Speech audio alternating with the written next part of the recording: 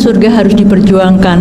Nah, tadi cerita yang tentang Juraid ya, anak yang durhaka. Nah, akhir-akhir ini banyak anak-anak yang mengatakan bahwa tidak hanya anak yang durhaka, tetapi juga ada orang tua yang durhaka. Kita bisa melihat di Instagram atau di reel-reel bahwa memang ada orang tua yang menelantarkan. Nah, fenomenanya adalah cut off dengan orang tua itu boleh atau tidak, karena ketika saya ada di reelnya ini, dia mengatakan bahwa menjelaskan ke orang yang nggak ngalamin bakalan dikatakan durhaka. Jadi terus kemudian untuk menjaga kesehatan mental mendingan cut off dengan orang tua, tetapi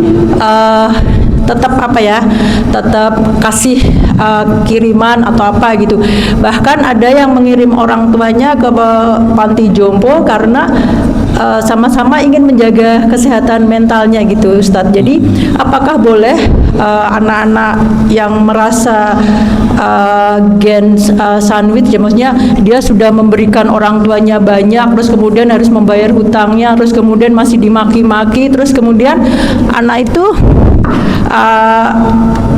merasa tidak tahan untuk mentalnya karena harus berkumpul dengan orang tuanya. Akhirnya dia memutuskan, udahlah saya tinggal di nggak serumah dengan orang tuanya, padahal dia belum menikah atau dia masih muda gitu. Itu aja Ustadz. Jadi apakah boleh cut off dengan orang tuanya? Karena beberapa hari ini saya melihat anak yang mengatakan sejak kecil dikatakan kamu nggak berguna, terus kemudian tertanam dari pikirannya, terus kemudian dia ada rasa dendam, terus kemudian dia dengan orang tuanya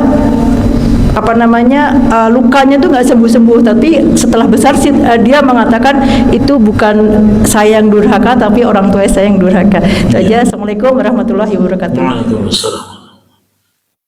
Kalau saya termasuk yang nggak sepakat dengan kata-kata orang tua durhaka, ya, karena jasanya orang tua tak bisa disetimpali dengan jasanya anak, apalagi ibu ya. Anak sekontributif apapun tidak pernah mengandung orang tuanya. Anak juga tidak pernah melahirkan orang tuanya, beda. Jadi tetap tidak apple to apple, tidak seimbang. Ya, tapi kalau dibilang orang tuanya maksiat atau tidak menunaikan haknya, itu bisa. Cuman mencocok lagi durhaka kadang-kadang hanya dipakai oleh anak-anak yang tidak tahan dalam berkhidmat pada orang tua yang error.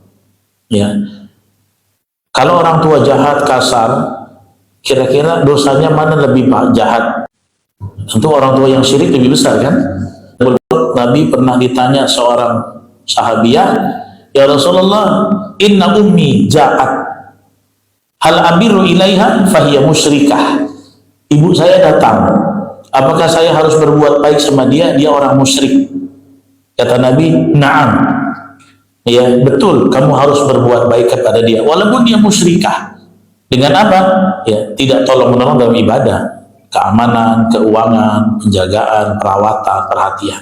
Tetap harus. Ya, apalagi kalau kasusnya memang orang tua tidak tahu jadi orang tua. Ya. Nah, itu biarkan aja orang tua nanti mempertanggungjawabkan dengan Allah. Terus kenapa kita pula yang jadi pembalas?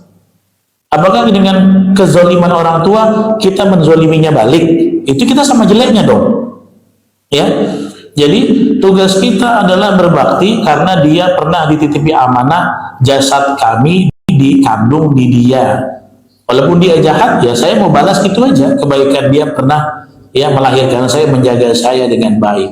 Jadi cut off dalam bahasa lain rumah itu nggak masalah, tapi cut off silaturahim itu masalah. Kalau kata nggak serumah itu boleh. Saya nggak mau serumah dengan orang tua supaya kurikulum aja di rumah tetap independen. Kadang-kadang kan kita suruh anak nggak main gadget, dia pakai gadget neneknya, kakeknya gitu kan. Kalau pertimbangannya adalah tarbiyah, itu boleh cut off.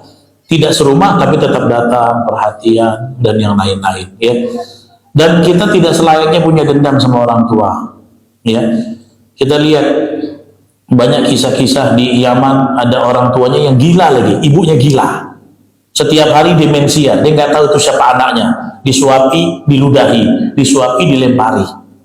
Ya, kemudian ditanya, kok kamu sayang banget sih sama orang tua ini, ibunya, padahal dia jahat sama kamu. Oh iya, dia demensia, setiap hari lupa ingatan. Dia harus cuma ingatan-ingatan kecil aja yang nyangkut, yang besar juga kadang suka hilang. Jadi kata dia ibu saya, dia mengandung saya, dia melahirkan saya. Walaupun dia tidak tahu siapa saya akan berbuat baik sama dia. Jadi kita berbuat baik sama orang tua, nggak tunggu orang tua baik dulu sama kita. Karena kita pernah dilahirkan, dirawat oleh mereka, tetaplah berbuat baik. Kalaupun dia jahat, dia zalim menurut pandangan kita, biarkan kezolimannya dengan Allah. Jangan kita feedback, karena kita nggak mau jadi orang zalim juga. Jadi begitu ya Bu.